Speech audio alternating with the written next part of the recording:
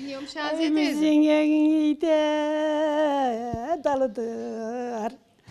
Lastikçe kollarına dağıdır. Ay ölümler aman sana fardır. Kırdık aman anam ne diyem. Küstürdük aman anam ne diyem. Of, oh.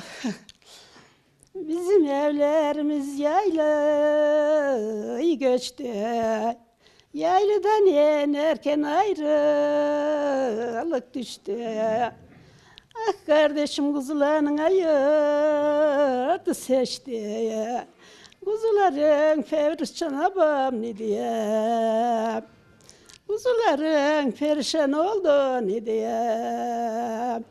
Oh.